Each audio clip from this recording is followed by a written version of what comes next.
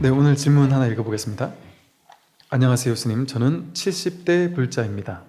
몸도 예전 같지 않고 자식들에게 뭔가 해줄 수 없는 제 자신이 괜히 짐처럼 느껴질 때가 있습니다. 모아둔 돈이 없지는 않지만 병원 정기 검진이 있을 때마다 자식들이 번갈아 가면서 저를 챙기는 것도 마음이 무겁습니다.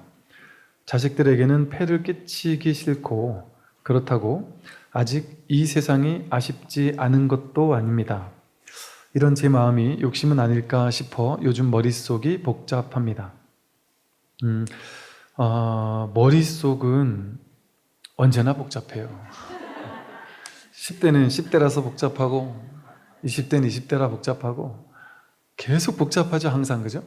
근데 그 머릿속이 복잡한 그 내용을 쫓아갈 필요가 없어요. 평생 그러고 살아왔잖아요. 평생 생각하느라고, 생각 속을 거니느라고 복잡하고 혼란스럽게 살아왔단 말이에요. 근데 이제 70대가 되셨는데 여전히 복잡하단 말이에요. 여전히 혼란스럽고 여전히 생각 속에 있단 말이에요. 사실 우리가 이렇게 읽어봤을 때 70세 정도가 되면 이런 마음이 드실 수도 있겠구나라고 우리는 느껴지거나 이런 일도 있을 수 있구나 이렇게 느껴지죠. 근데 이렇게 있을 법한 이야기들이죠. 그죠? 근데 이런 것에서 생각을 따라가면 괴롭죠. 그죠? 그래서 이제 한 연세가 드시면 드실수록 내가 이제 머지않아 떠난다면, 죽을 때가 다 와간다면, 우리도 마찬가지 70대라서만이 아니라 사실 우리도 뭐 몇십 년 안 남았죠. 근데 그럴 때 이렇게 평생도록 70년을 생각 따라다니면서 불안해하고 혼란스럽고 머릿속이 복잡하게 살아왔는데 남은 인생도 이렇게 머릿속 복잡하게 살아다니면 살아서 되겠는가? 자식이 뭐 와서 챙기면 챙기는구나 하고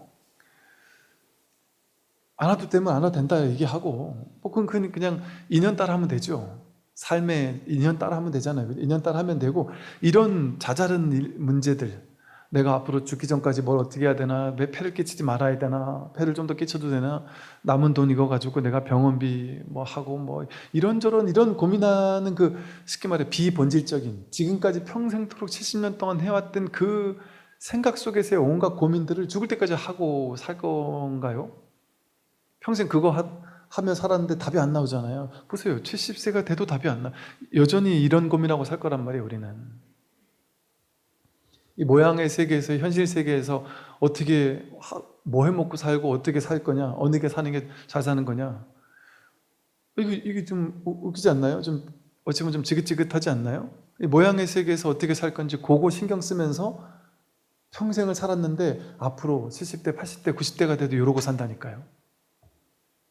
근데 이제 이렇게 연세가 드시면 드실수록 점점 더 조금 심리적으로 더 이런 마음이 들 거예요.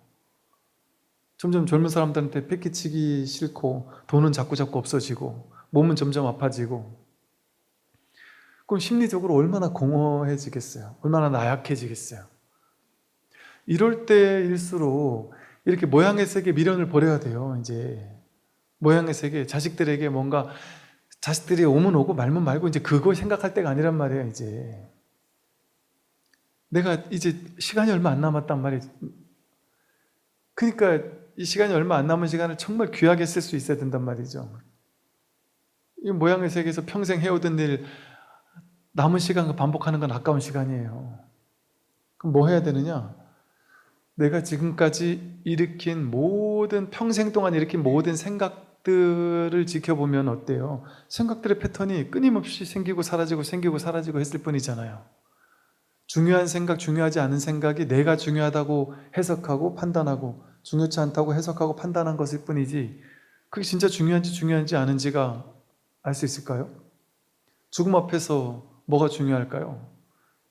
평생 살아오면서 돈을 벌었든 안 벌었든 젊었을 때 중요했든 중요치 않았든 나이가 들수록 그 아무것도 아니었던 걸로 내가 공연히 힘을 빼고 살았구나라는 게 명확해진단 말이죠. 그러면 그 모든 것이 뭐였지? 이렇게 우리 눈앞에서 삶 전체가 70년 동안의 인생 전체가 이 눈앞에서 경험되지 않았어요? 목전에서 경험됐단 말이에요. 시간, 공간은 생각이었죠. 내가 70년을 살았다, 이거 생각이었단 말이에요. 내가 70년이다, 70살이다, 이것도 생각이란 말이에요. 생각하지 않으면 내 나이 70살이 어디 있어요? 시간, 공간이 없어요, 따로. 그냥 지금 눈앞에서 평생토록 눈앞에서 삶의 모든 모양들이 왔다가 가고 왔다가 가고 왔다가 갔을 뿐이에요. 우리 눈앞에서 10대가 왔다 갔죠. 20대가 왔다 갔죠. 30대, 40대, 50대가 왔다 갔고, 돈도 왔다 갔고, 명예도 왔다 갔고, 직장도 왔다 갔고, 사람들도 왔다 갔고, 자식도 왔다 가고, 온갖 것들이 지금 눈앞에서 왔다가 가잖아요. 근데 전부 다 허망하게 왔다가 허망하게 가잖아요. 그게 중요한지 중요하지 않은지도 내 해석 분별이었을 뿐이에요.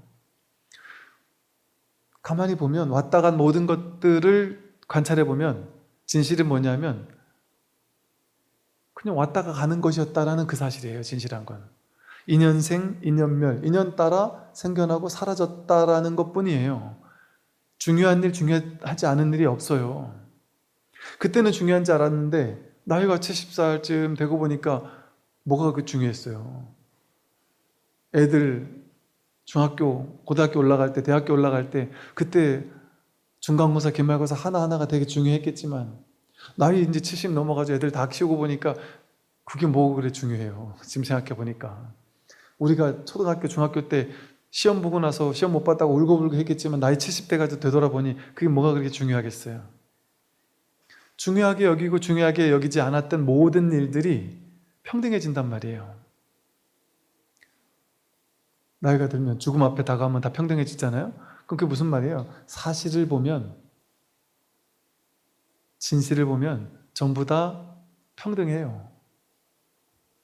눈앞에서 왔다가 가는 것일 뿐이에요.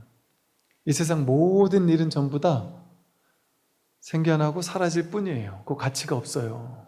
정해진 가치가 없어요. 무유정법이에요. 정해진 뭐가 없어요. 그냥 생겨나고 사라지고 생겨나고 사라질 뿐이에요. 여러분, 생겨나고 사라진 모든 것들이 정말 좋은지 정말 나쁜지 알 수 있는 게 있어요? 좋은 줄 알았는데 나쁜 일들도 많죠. 그죠? 나쁜 줄 알았는데 나중에 보니까 그게 나를 깨닫게 하고 나를 살리고 있는 일도 많았죠. 그죠? 내 인생이 좋았는지 나빴는지를 알 수 있을까요? 판단할 수 있다고 생각하지만 그건 자기 판단일 뿐이지 진실은 내가 평생 산 게 잘 살았는지 못 살았는지를 아무도 알 수 없어요. 예를 들어 옛날에 나를 너무너무 괴롭혔던 어떤 친구가 있어요. 혹은 내가 너무너무 괴롭혔던 어떤 친구가 있어요. 그러니까 평생 내가 저 친구를 너무 괴롭혔어가지고 평생 막 죄의식에 사로잡혔어요. 예를 들어. 그리고 나이가 들어서 야, 내가 평생 죄의식에 사로잡혀서 내가 저 친구를 내가 옛날에 너무 힘들게 했는데 어떡하지 하는 죄의식에 사로잡혔어요. 근데 그거 진짜 죄인지 죄가 아닌지조차 알 수 없어요. 왜 알 수 없을까요? 내가 괴롭힌 건 무조건 죄라고 확신할 수 있습니까? 내가 괴롭힌 건 맞는데 어쩌면 이게 이해하기 쉽게 방편을 드는 거예요. 어쩌면 그 전생에 제가 나를 너무 괴롭혀가지고 금생에 그걸 갚느라고 이번 생에 내가 얘를 괴롭혔을 수도 있어요. 어쩌면. 그러면 그냥 업의 균형이 맞아진 거잖아요. 쌤쌤이잖아요. 그럼 분별하지 않으면 그냥 있는 그대로인데 내가 시간과 공간이라는 제약 속에서 시간과 공간이라는 한정된 이 업을 모르는 입장에서 그냥 눈앞에 있는 이 현상만 보고서는 잘했다 잘못했다고 해석한 것뿐이잖아요. 그러니까 그 일이 그 내가 해석하고 살았던 내 인생이 이래저래라고 해석했던 것이 진실한지도 알 수 없어요. 내가 잘 살았는지 못 살았는지조차 명확하지가 않아요. 그러면서도 우리는 명확하게 정의 내리려고 하잖아요. 자신의 삶을. 우리 삶은 원래 정의 내릴 수 없는 거예요. 삶은 원래 있는 그대로예요.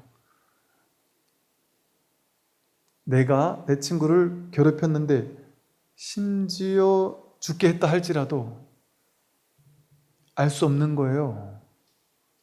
그게 이것과 비슷해요.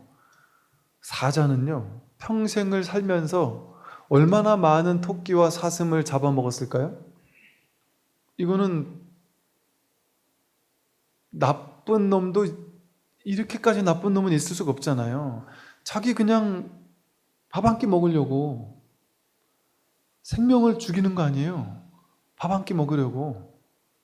여러분, 누가 나를 죽인다 생각해 보세요. 얼마나 막 어마어마한 분노가 들겠어요? 근데 지 밥 한 끼 먹으려고 나를 죽인단 말이에요. 평생. 이게 우리 인간의 분별로 따지면 얼마나 악랄한 범죄자예요, 사자는. 근데 우리는 이 세상에 있는 모든 사자를 그렇게 악랄한 범죄자라고 생각하나요? 자기 업이 그런 거예요. 사자의 업이, 육식을 하는 게 사자의 업이라는 걸 아니까 사자가 토끼를 잡아먹을 때 조금 가슴은 아플지언정 그거 가지고 사자를 가지고 막 범죄자라고 하면서 천하의 나쁜 놈이라고 하면서 막 마군이라고 하면서 막 그렇게 생각하지 않잖아요. 업이 그러니까. 우리도 마찬가지란 말이에요. 누군가는 힘들게 했고 누군가에게는 괴로움을 당했단 말이에요. 그 업이 그래서 그런 거면 그거는 어떤 거예요? 잘못이다 잘못 아니라고 말할 수 없어요. 그냥 업 따라, 인연 따라 자연스럽게 업이 펼쳐지는 공간인 거예요, 이 세상은. 그래서 연기법이라 그래요. 인연 따라서 일어날 기자, 일어났을 뿐이란 말이에요. 모든 법은, 모든 존재는 인연 따라 일어났고 인연 따라 사라질 뿐이에요. 거기는 죄도 없고 복도 없어요. 선도 없고 악도 없어요. 인연생기할 뿐이에요. 그냥 인연생, 인연멸, 그게 다예요. 거긴 정해진 가치라는 뭐가 없어요. 여러분, 이제 물이 수증기가 되었다가 구름이 되었다가 비나 우박으로 내렸다가 시냇물이 되었다가 사람이 먹는 몸으로 들어가서 피가 되었다가 오줌으로 빠져나갔다가 호수가 되었다가 바다가 되었다가 다시 수증기가 되었다가 돌고 돌겠죠? 근데 어느 때는 우박이 되어서 내려가지고 사람을 아프게 만들겠죠? 사람 머리에만 따다다닥 해서 아프게 만들 수도 있겠죠? 어떨 땐 폭우가 쏟아져가지고 사람을 막 죽일 수도 있겠죠? 인연 따라. 그러면 그 물은 인연 따라 돌고 돌았을 뿐이죠. 근데 그 물이 때로는 사람을 죽였고 때로는 폭우가 되어서 수많은 존재들을 죽였어요. 그럼 그 물은 범죄자인가요? 아니면 그 물은 또 누군가의 몸으로 들어가가지고 사람 몸을 살렸어요. 사막에서 죽어가는 사람을 살리기도 했고 물을 먹게 해서 살렸단 말이에요. 그러면 그 물은 돌고 돌면서 선업도 짓고 악업도 졌네요. 우리 인간의 아르마리로 생각하면 선업도 짓고 악업도 짓는 거 아니에요? 그렇게 말할 수도 있지만 진실을 보면 선업 악업이라고 할 수 없고 그냥 인연 따라 무상하게 변해갔을 뿐이죠. 그 고정된 자아가 없잖아요. 선한 존재라는 자아도 없고 나쁜 존재라는 자아도 없어요. 물이라고 해서 물이 그거의 실체적 자아가 아니에요. 걔는 때로는 수증기가 됐다가 때로는 사람 몸에 피가 되었다가 우박이 되었다가 눈이 되었다가 비가 되었다가 끊임없이 돌고 도는 고정된 자아가 없이 그냥 무상하게 변해갈 뿐이에요. 변해가면서 모양을 달리하는 거예요. 인연 따라 생겨날 뿐이란 말이에요. 그러니까 물에는 선악 이런 게 없죠. 근데 모양을 쫓아가면서 분별, 판단, 나라는 사람을 기준으로 나라는 사람을 기준으로 판단, 분별을 시작하면 그 물이 선이 되고 악이 돼요. 내가 못 먹어 죽을 것 같을 때, 목말라 죽을 것 같을 때 나에게 물이 왔어요? 그럼 그 물은 은인과도 같아요. 너무 좋은 일을 한 복덩이에요. 나에게 들어온 복덩이에요. 내 생명의 은인과도 같아요. 그런데 어느 날 폭우를 내려가지고 나를 막 우리 집을 무너지게 하고 나를 막 떠내려가게 해서 죽게 만들었으면 나에게는 그 물이 천하에 아주 그냥 나쁜 짓을 한 거예요. 내가 없으면 어떨까요? 거기 내가 없으면 거기는 자아가 없어요. 좋고 나쁜 게 없어요. 이런 식으로 이 모양의 세계에서 나라는 자아를 만들어내지 않으면 오온을 나라고 붙잡지만 않으면 세상은 언제나 있는 그대로고 인연 따라 생겨나고 사라질 뿐이에요. 거기는 선악이 없어요. 나가 없으면 선악이 없어요. 이것과 똑같이 우리가 자기를 오온이 나라고, 몸과 마음이 나라고 하는 아상을 만들어내면서부터 이 세상 모든 것이 나를 중심으로 좋은 사람인지 나쁜 사람인지가 규정되는 거예요. 그 일이 좋은 일인지 나쁜 일인지가 규정되는 거예요. 좋은 일인지 나쁜 일인지를 판단하는 판단 기준점이 생겼단 말이에요. 나라는. 그러니까 그 나라는 허망한 기준을 만들어 놓기 때문에 선악이라는 허망한 망상의 분별심이 생겨났던 거예요.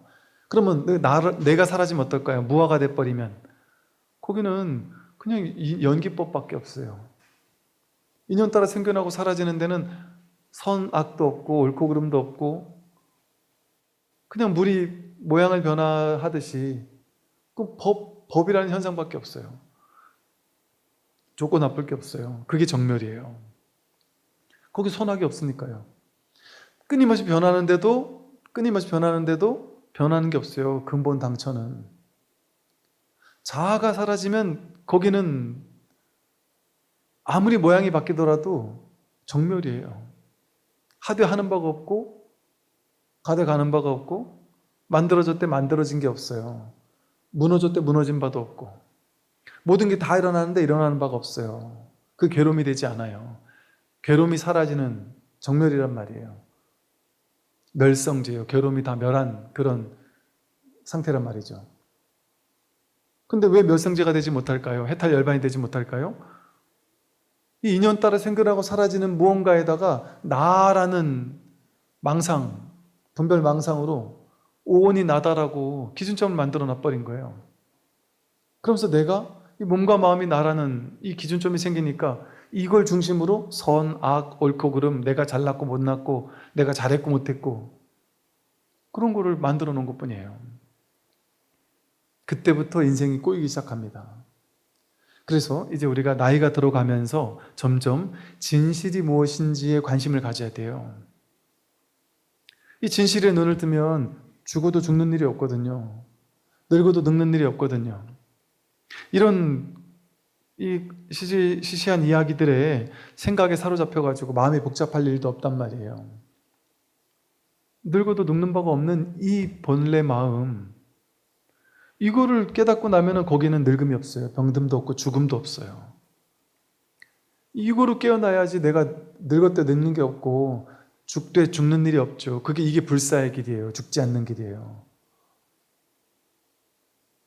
그래서 나이가 들수록 점점 더 이 진리의 가르침, 여기에 눈을 떠야 된단 말이죠.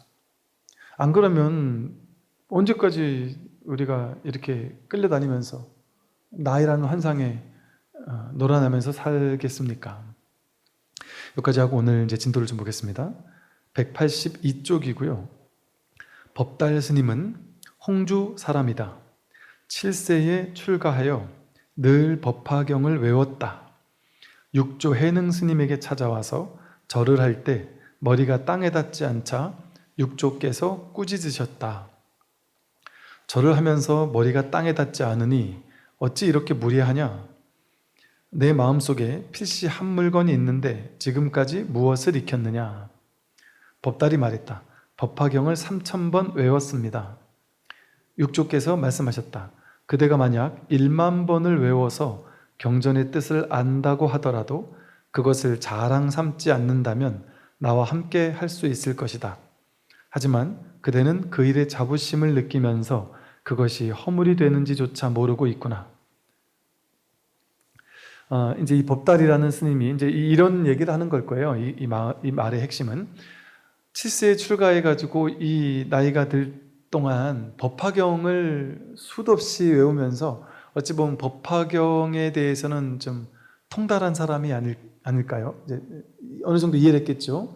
그래서 법화경에 대해서 수지 독송을 했겠죠. 이게 경전에서는 항상 많은 수지 독송을 하는 것 자체로 엄청난 공덕이 있다고 하잖아요. 그러니까 이 법화경을 진정으로 깨닫지는 못했더라도 법화경을 오랫동안 수지 독송하고 공부하고 교학적으로 연구하고 수지 독송하고 그러다 보면 내가 수행을 많이 했다, 내가 공부를 많이 했다, 내가 불교를 좀 많이 안다, 이런 상이 생기겠죠. 우리 옛날에 그러잖아요. 이렇게 스님들도 마찬가지고 제가 신도님들도 마찬가지고 절에 가면 이러죠. 야, 내가 사경 몇백 번 했어.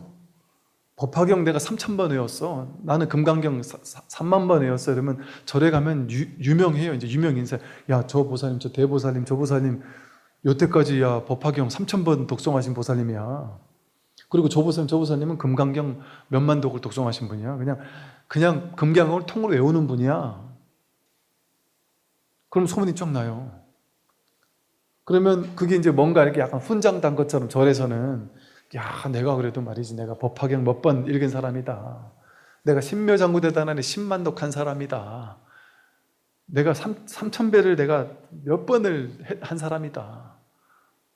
내가 안거 수행을 몇 번 했다. 참선을 뭐 몇 번을 했다. 이런 식으로 수행의 결과물들, 우리가 수행이라고 생각하는 유의조작의 수행이 진정한 수행이라고 여기는 사람들은 수행의 결과물들을 끌어모으기 좋아한단 말이에요. 그거를 서구에서는 영적인 물질주의라고 했어요. 영적인 유물론이라고 돼 있고, 수행의 온갖 공덕들을 끌어모으는 걸 수행이라고 착각하는 사람들이라는 소리예요. 그런데 이 육조 스님이 이러다 보니까 나는 수행을 많이 했다라는 상을 가진 스님이었던 거예요, 법달 스님이.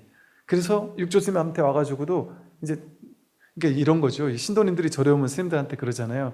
이렇게 이런 얘기하다 보면, 아, 스님 저는요 어느 스님도 알고 어느 스님도 알고요, 어디서 무슨 수행도 했고 무슨 수행도 했고, 제가 뭐 공부처에 가서 2년 수행도 했고요, 저 수행도 했고요, 아, 어느 큰 스님도 알고요, 어느 큰 스님도 알고요, 이렇게 난 불교랑 인연이 깊다, 불교 공부를 많이 했다, 이런 얘기를 은근히 이렇게 어필하고 싶단 말이에요. 약간 그런 뉘앙스인 거죠. 이제 법달 스님이 육조 스님한테 와가지고 내가 아무것도 모릅니다 하고 하심을 해가지고 스승을 찾아갈 때는 내가 공부했다라는 상을 완전히 내려놓고 가야 공부가 이제 들똥말똥인데, 완전히 비우고 가야지만 텅 빈 그 자리에 공부가 들어올 수 있잖아요. 근데 내가 공부했다, 난 이만큼 공부했다는 상을 가지고 가면 그게 스승을 대하는 태도겠냔 말이에요. 그렇게 가지고는 공부를 못한단 말이죠. 근데 법다리한 스님이 본인이 내가 법화경이 대가다, 나 이만큼 공부했다라는 상이 있으니까 여기서 이제 머리가 땅에 닿지 않았다라는 게 막 인산하지만, 어찌 보면은 당신은 서원의 무슨 대가라고 해서 찾아왔지만 나는 법화경의 대가다. 나는 그 당시 법화경은 아마도 우리나라 천태종이 천태산에서 법화 사상을 이제 많이 했단 말이에요. 그러니까 어찌 보면 천태종의 나는 큰 스님인데 너는 선의 큰 스님이구나. 그럼 왜 내가 네한테 절해야 되냐? 니나 나나 같이 맞절해야지. 이를테면 뭐 이럴 수도 있지 않을까요? 그러니까 이제 같은 동급 스님이라고 어찌 보면 볼 수도 있죠. 그러니까 이제 같이 이럴 날에 쓸 수도 있겠죠. 근데 이제 이 스님은 너가 또 정체를 분명히 해라, 이런 얘기 아니겠어요? 너가 지금 겨뤄보러 왔느냐, 아니면 정말 이 법을 깨달으려고 나를 스승으로 삼아서 공부해보려고 왔느냐. 근데 분명히 공부해보러 온 거니까 이렇게 얘기를 하겠죠. 이 육조 스님이 만약에 그 종단의 어른 스님이어서 그냥 같이 법담 나누러 왔다면 이렇게 얘기를 안 하겠죠. 그냥 같이 이제 도반으로 얘기를 하겠죠. 근데 이제 제자 입장으로 내가 공부를 하겠다고 오면요, 여러분 정체성을 분명히 해야 돼요. 하심을 완전히 하고 찾아와야 돼요. 완전 나를 내려놓고 와야 돼요. 내가 이만큼 공부했고 나도 이런 사람이요, 이렇게 하고 오면 안 되는 거예요. 그럼 그냥 벗으러 와야죠. 그냥. 그러면은 그 같은 눈높이에서 맞아줘요. 아무리 이 사람이 깨닫지 못했고 공부가 안 돼 있어도 인정해줘요. 그냥 그 사람 공부 못한 거 욕 안 한단 말이에요. 그냥 스님들끼리 만나면요, 대충 대화 나눠보면 공부 됐고 안 됐고 어느 정도 알아도 그거 티 안 낸단 말이에요. 그냥 공부가 요만큼도 안 된 분도 있을 수 있죠. 한 50년 공부한 스님들 중에도 아주 공부가 안 된 스님들도 있을 수 있죠. 그러나 어른 스님들끼리 만나도 그거 다 존중한다니까요. 인정한다니까요. 그분이 공부 안 됐다고 선사 스님이 나는 깨달았고 넌 못 깨달았지 하고 스승 역할 하려고 안 한다니까요. 그냥 같이 아이고 스님 오셨습니까 하면서 같이 세간 얘기한단 말이에요. 절이 요즘에 신도님들이 많이 나오세요. 뭐 도반으로 왔을 때는. 그런데 내가 정말 깨닫겠다고 스승으로 내가 모시고 싶다고 왔을 때는 정체를 분명히 해야 돼요. 이 법달 스님이 공부를 하려고 온 거 아니에요. 그런데 아직 이게 반 있는 거예요. 반반. 그러니까 이 머리가 땅에 닿지 않는다는 거, 아직 완전히 나를 내려놓지 못하고 내가 법화경 3000번 독송했느니 어쩌니 하는 이런 쓸데없는 소리 하고 있단 말이에요. 그걸 호통하는 거예요. 그러면서 보세요. 이 육조스님이 이렇게 말하는 거예요. 너 어찌 이렇게 무례하냐? 너 지금까지 무엇을 익혔느냐? 했더니 이 법화경 3000번 외웠다 하고 딱 어깨에 쓱 얘기했단 말이에요. 그러니까 그대가 1만 번을 외워서 그 경전의 뜻을 다 안다고 해도 만약에 너가 그것을 자랑 삼지만 않는다면 나와 함께 할 수 있다. 물론 나에게 오는 사람들이 이 공부하고 저 공부하고 온갖 수행하고 온갖 정진하고 온갖 영적인 물질주의를 끌어모았을 수 있다. 온갖 수행을 다 했을 수 있다. 근데 하되 한박 없이 내려놓을 수 있다면, 내려놓고 완전 빈 마음으로 나를 찾아왔다면 나와 함께 갈 수 있다. 난 그런 사람과 함께 간다. 누가 됐든 자기 공부를 자랑 삼지 않고 자기 공부를 내세우려 하지 않고 내가 이만큼 공부한 사람이다라고 상을 쥐고 있지 않는다면 누가 됐든 너희들과 함께 갈 수 있다. 그런데 그걸 자랑 삼아서 내가 이만큼 수행했다고 한다면 그건 완전히 공부할 수 있는 자세가 아예 안 된 사람인 거예요. 내가 여태까지 했던 공부를 쥐고 있는 건 그건 공부의 자세가 아예 안 된 거예요. 내가 됐을 것 같으면 그 공부 가지고 깨달았어야죠. 근데 그 공부를 했는데도 못 깨달았으니까 스승 찾아온 거 아니에요? 그럼 스승 찾아온 마당이면 여태까지 공부한 건 완전 내려놔야 돼요. 묻기 전에는 얘기를 하면 안 되고 얘기하더라도 자랑 삼아 얘기하면 안 된단 말이에요. 스승이 묻는 이유는 와 당신도 대단하네요 이 얘기 하려고 물은 게 아니에요. 어디 가서 무슨 쓰잘데기 없는 짓을 했나 하고 그 근기를 물어보는 거예요. 그래서 이렇게 스스로 자랑 삼지 않는다면, 즉 자신이 공부했던 것을 내려놓고 빈 마음으로 스승을 마주할 수 있다면 너는 나와 함께 갈 수 있다. 그 얘기를 한 거예요. 하지만 그대는 그 일에 자부심을 느끼면서 네가 여태까지 공부했던 그 수행 그거 아직도 놓지 못하면서 자부심을 느끼면서 그것이 허물이 되는지조차 전혀 모르고 있구나. 지금 전혀 공부할 자세가 아니다 너. 그래가지고 어찌 나 공부를 하겠느냐 하고 스승들은 언제나 제자가 찾아오면요 그 제자가 공부를 가르치는 게 아니고 공부를 잘할 수 있는 준비 상태로 만들어 버리는 거예요. 공부할 수 있는 준비가 되도록 그 사람을 뭐랄까 이렇게 세팅을 시키는 거예요.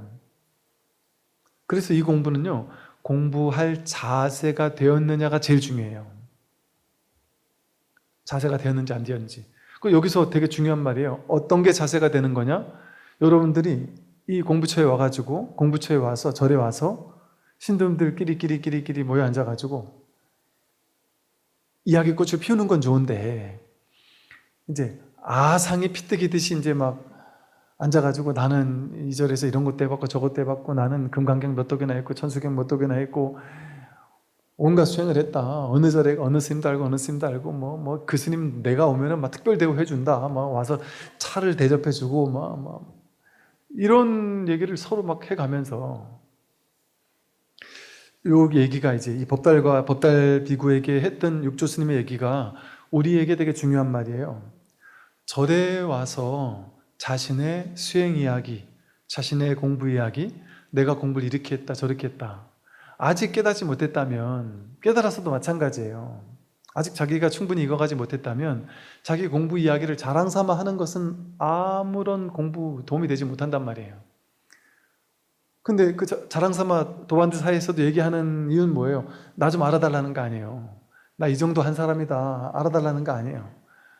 그 알아달라고 하는 정도의 마음이 되면 육조스님 말한 것처럼 그 공부에 자부심을 느끼고 그걸 자랑 삼아 얘기한다면 너는 나와 함께 할 수 없다. 이 공부 할 수 없단 말이에요. 그런 생각 가지고는. 완전히 나는 아무것도 모른다. 난 30년, 50년을 공부했어도 나는 그냥 1도 모른다. 이런 자세가 돼야 공부를 할 수 있어요. 이 선은 특히나 그래요. 왜냐하면 진짜로 30년, 40년, 50년 공부해서 심지어 강의까지 할 수 있는 정도 수준이 되었어도 아직 자기 마음을 깨닫지 못했다면 그냥 제로로 돌아가야 돼요. 모른다 하고 해야 돼요. 그래야 공부할 수 있어요. 왜냐하면 내가 어느 정도 알아서 좀만 더 하면 돼요 이런 생각을 하면 오직 모를 뿐이라는 화두가 들리질 않는 거예요. 전혀 화두가 안 들려요. 내가 어느 정도 안다고 생각하니까. 안다고 생각하면 더 이상 나갈 수 없는 거예요, 공부는. 완전히 그냥 제로가 되어서 공부를 해야지만 되는 이 자세가 제일 중요해요, 이 선에서는. 공부할 자세, 준비 자세. 그래서 이 자세가 되는지 요 얘기를 하는 거예요. 나의 개송을 들어라 하고 이제 이야기하시는 거예요. 절을 하는 것은 본래 암한심을 꺾기 위한 것이다. 처음에 와서 스승에게 절을 하는 건 너의 암한을 꺾기 위해서 스승에게 제일 처음에 가서 뭐 해요? 절부터 하잖아요. 절에 가면 스님들이 절에 제일 먼저 스님 찾아가면 삼배 시키잖아요. 절을 시키잖아요. 그게 스님들이 절 받고 싶어서 이렇게 시키는 게 아니에요. 그 불교에 스님을 찾아가면 삼배하는 전통이 있는 게 스님들이 절 받고 싶어가지고 그런 문화를 만들어 놓은 게 아니에요. 절에 가는 이유는 요 이유밖에 없기 때문에 그래요. 절에 가서 스님들을 만나는 이유는 요 이유밖에 없어요. 절이라는 건 나를 완전히 내던지겠다는 거 아니에요? 스승의 발밑에 내 머리가, 내 가장 귀한 이마가 스승님의 가장 하찮은 발바닥, 그 때 묻는 발바닥에 머리를 조아리겠다는 거 아니에요. 그건 상징이거든요, 상징. 무슨 상징일까요? 내가 지금까지 배웠고 공부했고 알았다고 여기는 모든 것들을 완전히 땅에 내던지겠습니다. 그리고 당신의 법에 완전히 귀 기울이겠습니다. 조복하겠습니다. 항복기심하겠습니다. 완전히 그냥 모든 것을 내려놓고 제로부터 다시 시작해서 당신의 가르침을 내가 공부하겠다. 이런 어떤 상징을 절로 표현하는 거예요. 이처럼 절을 하는 것은 아만을 꺾기 위한 거예요. 자기를 꺾기 위한 거예요. 자기. 나라는 내세우고자 하는 마음, 아상아집, 아만심을 꺾기 위한 게 절을 하는 이유예요. 그러니까 제일 처음에 절에 오자마자 부처님한테 가서 삼배부터 하잖아요. 왜 그래요? 나를 꺾는 거예요. 오자마자 삼배부터 하는 이유는 나를 완전히 매일같이 올 때마다 꺾는 거예요, 나를. 그리고 이번 주 새로 왔으면 삼배 딱 하면서 나는 아무것도 모릅니다 하고 법문 듣기 시작하고, 그 다음 주에 오면 또 삼배 하면서 나는 아무것도 모릅니다 하고, 그렇게 해야 공부할 수 있는 제대로 된 준비 자세가 된단 말이죠. 그래서 그렇게 아만심을 꺾기 위한 것이 절을 하는 것인데, 어찌하여 머리가 땅에 닿지 않느냐? 아상이 있으면 곧 죄가 생겨나고 공덕을 잊으면 복이 비교할 수 없이 없게 커진다. 아상이 있으면 곧 죄가 생겨난다. 아상이 곧 죄예요. 자기라는 상. 모든 죄의 씨앗은 아상으로부터 와요. 모든 분별망상의 씨앗은 아상으로부터 생겨납니다. 나라는 게 생기면 내 거, 내 공부, 내 수행, 나라는 걸 기준으로 맞다 틀리다 옳다 그러다, 공부 많이 했다 적게 했다 하는 그런 모든 문제들이 생겨나요. 죄도 복도 여기에서 생겨난단 말이에요. 이 아상이, 그러니까 아상이 있으면 죄가 많은 거예요.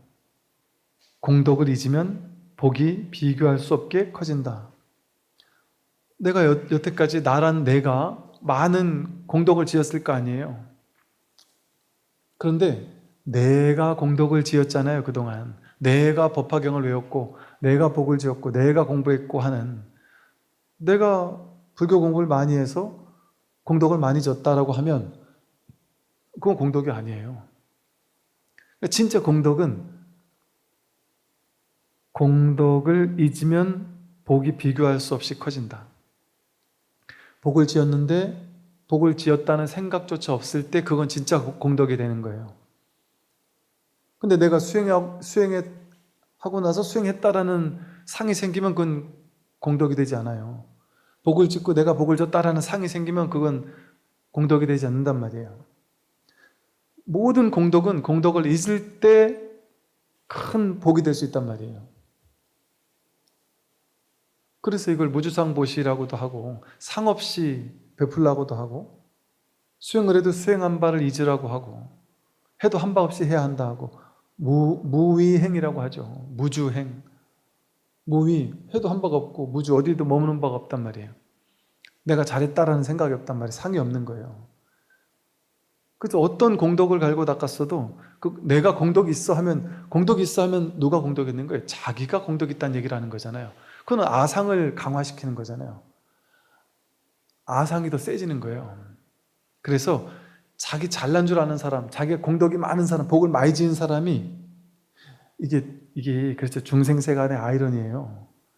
공덕을 많이 지은 사람 있잖아요. 복을 많이 지은 사람, 절에 와서 보시도 많이 하고 수행도 많이 하고 공덕도 많이 지은 사람이 깨닫기가 더 어려울 수도 있어요. 왜 그럴까요? 공덕을 지은 만큼 받아야 되니까, 대접을 받아야 되니까. 근데 오히려 절집에서는 보시를 많이 하든 적게 하든 똑같이 모든 사람은 평등하게 보죠. 많이 했다고 더 대접해주고 적게 했다고 홀대하고 그런 게 없어요. 그래서 아예 누가 어떻게 얼마를 보셨는지도 모르죠. 그냥 아예 의도적으로 아예 모르고 살죠. 그냥. 그래야 그 사람에게 공덕이 되니까 그래요. 그러니까 우리 절도 보면 전에 이렇게 처음 이렇게 여기 절에 처음 시작할 때 불사도 하고 할 때 보면은 막 이렇게 큰 목돈을 보시한 분들이 계셔요. 근데 한 명도 얼굴을 몰라요, 제가.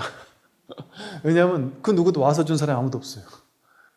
그리고 그분은 온다고 해서 특별 대우를 안 하죠. 그래서 제가 우리 봉사하시는 분들한테는 그런 얘기를 하죠. 모든 분들이 똑같은 그런 공덕을 지신 분이니까 모든 분들이 그런 귀한 시주자라 생각하고 똑같이 해드리면 된다고 그렇게 얘기를 하죠. 그러니까 그게 그래야만 그분들한테 공덕이 되는 거예요, 사실은. 근데 절에서 큰 시주자라고 해서 그분 오면 막 어서 오십시오 하고 막 잘해드리고 이러면 그분의 공덕을 뺏는 것과 똑같아요, 사실은. 그래서 불교에서 무주상보시라는 말을 하는 거예요. 보시해도 보시한 바가 없어야 되고 또 보시했지만 보시한 바가 없이 상을 드러내지 못하게 그 있는 그대로 평등하게 바라봐 주면 그게 그분에게 큰 공덕이 되는 거예요. 그게 이 말이에요. 공덕을 잊으면 복이 비교할 수 없게 커진다. 그러니까 공덕의 과보를 지금 받으면 안 돼요. 그래야 그게 큰 공덕이 되잖아요. 그래서 다음 생에 큰 과보를 받지 않겠어요? 근데 이게 딱 베풀어 놓고 나서 거기에 가서 야, 이분이 얼마를 내셨답니다 이러면은 사람들 박수 받고 나면 거기서 박수 받으면서 공덕이 다 없어진단 말이에요. 그 어깨 으쓱하면서 그 순간 그거 아예 안 받아버려야 나중에 가서 큰 공덕이 되겠죠. 해능대사께서 다시 말씀하셨다. 그대의 이름은 무엇인가? 법달이 말했다. 법달입니다. 대사께서 말씀하셨다. 이름은 법달인데 어찌 법에 통달하지는 못하였느냐. 이름이 법에 통달했다는 소리잖아요. 법달. 통달한다는 게 달자란 말이죠. 이름은 법달인데 어찌 법에 통달하지 못했냐. 다시 개송을 말씀하셨다. 그대의 이름은 법달인데 열심히 경전만 외울 뿐 아직 쉬지를 못했구나. 이 공부는 쉬는 공부거든요. 뭐를 쉬어요? 분별을 쉬는 공부예요. 나라는 아상, 아집, 아만심을 그냥 쉬는 거예요. 그밖에 할 게 없어요. 근데 우리는 쉬지 못하고 뭔가를 자꾸 쌓는단 말이에요. 아상을 쌓고 아집을 쌓고 내가 이렇게 했다, 내가 저렇게 했다, 이런 공덕을 줬다, 내가 수행 이만큼 했다, 내 수행량은 이 정도 된다, 내가 이 절에 몇 년을 다녔다, 그런 걸 자꾸 쌓기만 한단 말이에요. 공부를 하면 할수록 점점 더 쌓잖아. 안 살 수가 없잖아요. 그럼 내가 이 절에 30년 동안 한 게 얼만데. 그런데 이렇게 법달은 공부하러 왔잖아요. 딱 공부하러 온 자세가 된 사람에게는 자세를 알려주고 아, 이 자세가 진짜 공부하러 왔구나, 이 대번에 알아요. 근데 이 스님, 육조 스님 말하듯이 공부할 준비가 됐으면 바로 얘기한단 말이에요. 어떤 스님은 절하는데 제대로 아만이 꺾이지 않으면, 육조 스님이 그랬어요. 절하는데 바깥에서 절을 하는데 발로 뻥 차버렸단 말이에요. 그런 방편을 썼단 말이에요. 너 제대로 절해. 제대로 절하는 게 뭐예요? 아만을 완전히 꺾어주기 위해서. 너 아직도 아만이 남았다 하고. 왜? 그래도 안 도망갈 거 아니까. 그러니까 저희 윤사 스님도 제자들 가르칠 때 무섭게 했단 말이에요. 아주 당장 도망가도 어쩔 수 없다 하고, 도망가려면 가라, 갈 테면 가라 하고, 막 뺨도 후려치시고, 그 당시는, 지금은 안 그러지만 아주 진짜 공부할 사람만 남아서 해라. 이것도 못 버티겠으면 있을 필요 없다. 이렇게까지 하면서 공부를 가르친단 말이죠. 시간이 돼서 오늘 여기까지 하고 다음 시간에 이어서 하겠습니다. 수고하십시오.